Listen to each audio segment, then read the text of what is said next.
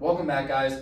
Today I'm going to be going over the concept of mole fractions. So mole fractions are going to be really helpful when you go to solve problems that have to do with colligative properties.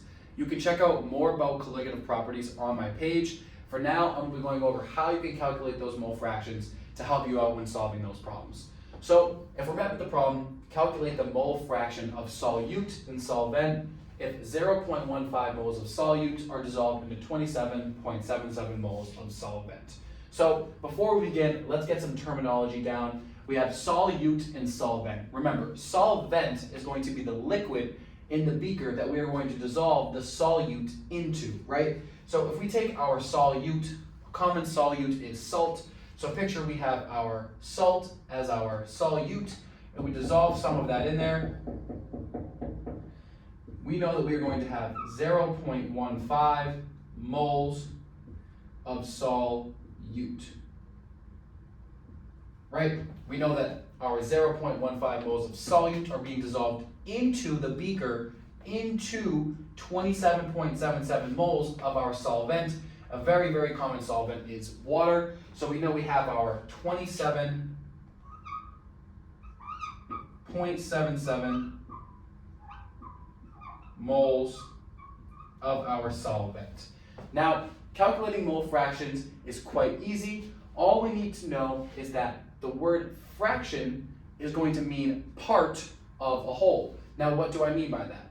If we want to calculate the mole fraction of solute and mole fraction of solvent, we're going to come up with two separate answers. And if we want to start with the mole fraction of our solute, this is how we are going to do it. So, the mole fraction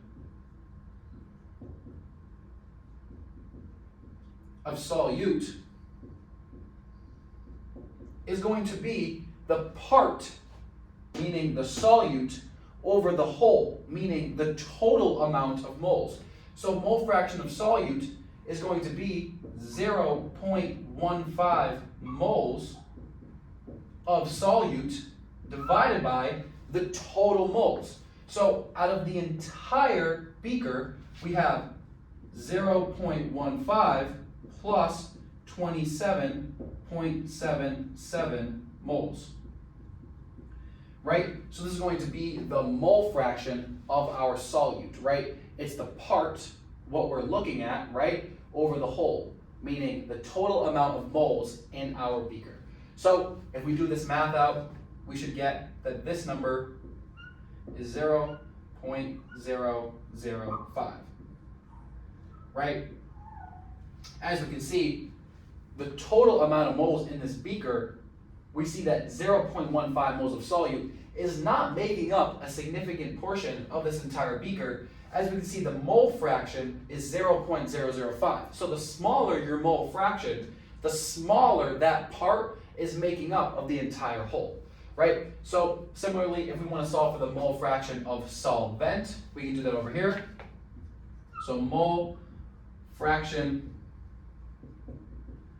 solvent. So the part that we're looking here for is the 27.77 moles of solvent.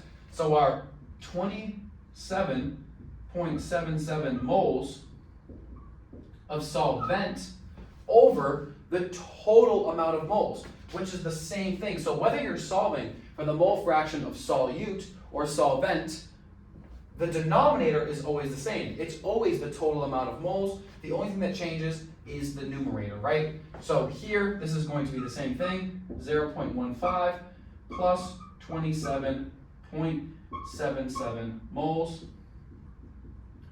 And if we do the math out here, we get 0.995.